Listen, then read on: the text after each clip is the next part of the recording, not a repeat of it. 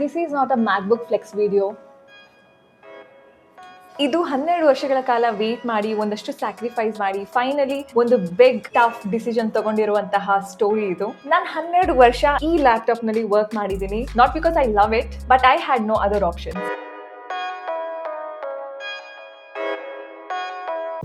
ನೀವು ಈ ಪೇಜ್ಗೆ ಹೊಸಬರಾಗಿದ್ರೆ, ನಿಮಗೆ ನನ್ನ ಬಗ್ಗೆ ಗೊತ್ತಿಲ್ಲ ಅಂದ್ರೆ, ಹಾಯ್ ನಮಸ್ಕಾರ, ನಾನು ಅಗ್ನಿವರ್ಷ ಎಲ್ ಹೊಳ್ಳ ಆ್ಯಂಡ್ ಇದು ನನ್ನ ಪುಟ್ಟ ಪ್ರಪಂಚ ಮತ್ತೆ ಆರಾಮ.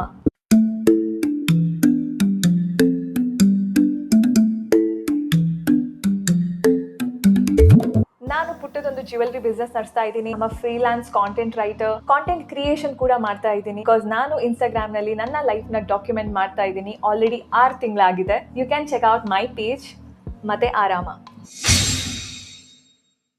ನೀವು ನನ್ನ ಹಾಗೆ ಸಾಕಷ್ಟು ಫಿನಾನ್ಷಿಯಲ್ ಕಮಿಟ್ಮೆಂಟ್ಸ್ ಇರೋರು ಹಾಗಿದ್ರೆ, ಯು ವಿಲ್ ಅಂಡರ್ಸ್ಟ್ಯಾಂಡ್ ನಮ್ಮ ಪ್ರತಿಯೊಂದು financial decisions it's not based on ನಮ್ಮ ಆಸೆಗಳು, but it is more about our needs. ನಮ್ಮ ಅಗತ್ಯ, ನಮ್ಮ ಅವಶ್ಯಕತೆಗೆ ತಕ್ಕಂತೆ ನಾವು ಮನಿನ ಸ್ಪೆಂಡ್ ಮಾಡ್ತೀವಿ.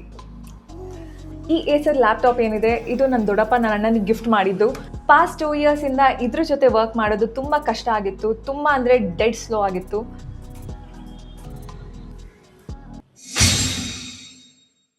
ಚಿಕ್ಕಲಿಂದ ಇಲ್ಲಿಯ ತನಕ ನಾನು ತುಂಬ ಜಾಲಿ ಲೈಫ್ ಲೀಡ್ ಮಾಡಿಲ್ಲ.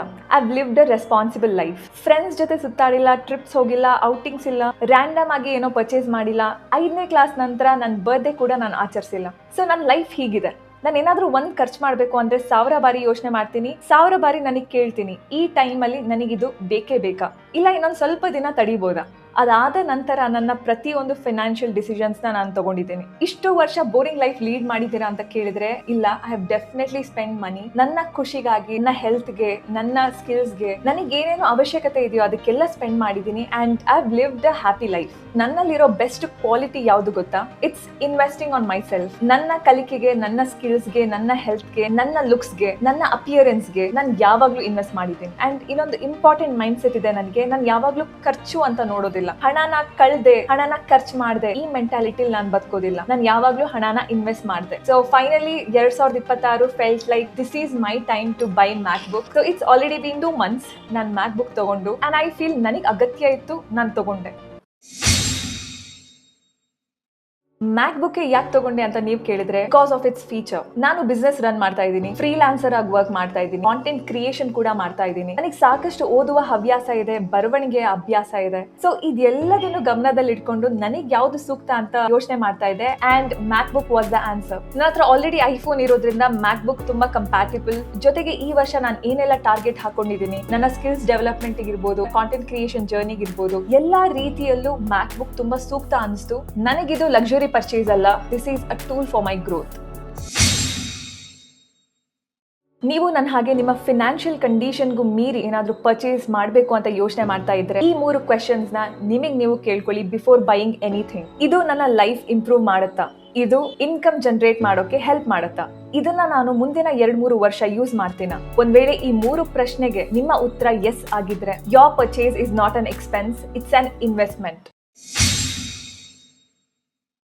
ಆಲ್ರೆಡಿ ಇದನ್ನ ಪರ್ಚೇಸ್ ಮಾಡಿ 2 ತಿಂಗಳಾಗಿದೆ. Let me be very honest, MacBook ತಗೊಂಡ್ಮೇಲೆ ಲೈಫ್ ಏನ್ ಚೇಂಜ್ ಆಗಿಲ್ಲ, ಸಡನ್ ಆಗಿ ಮೋಟಿವೇಶನ್ ಏನ್ ಬರ್ತಾ ಇಲ್ಲ. ಅಂಡ್ ತುಂಬಾ ಇಂಪಾರ್ಟೆಂಟ್ ಆಗಿ, ಈ ಮ್ಯಾಕ್ಬುಕ್ ಕೂಡ ಸಕ್ಸಸ್ ಅನ್ನೋದನ್ನ ಗ್ಯಾರಂಟಿ ಕೊಡಲ್ಲ. ಈ ಟೂಲ್ಸ್ ಗಳು don't change your life, but your discipline, consistency, ನಿಮ್ಮ ಹಾರ್ಡ್ ವರ್ಕ್ ಮಾತ್ರ ಪ್ರತಿಫಲ ಕೊಡುತ್ತೆ.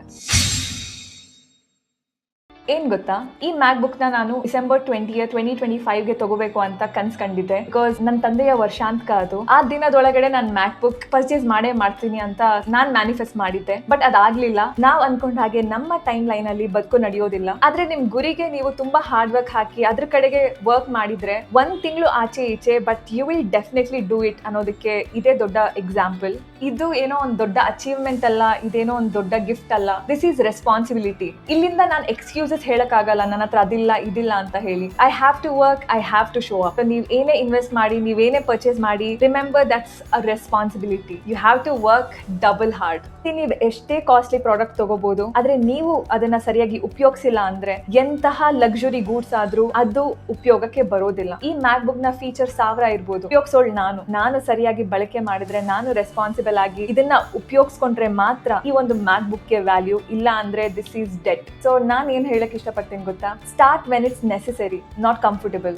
ಮತ್ತೆ ಆರಾಮ.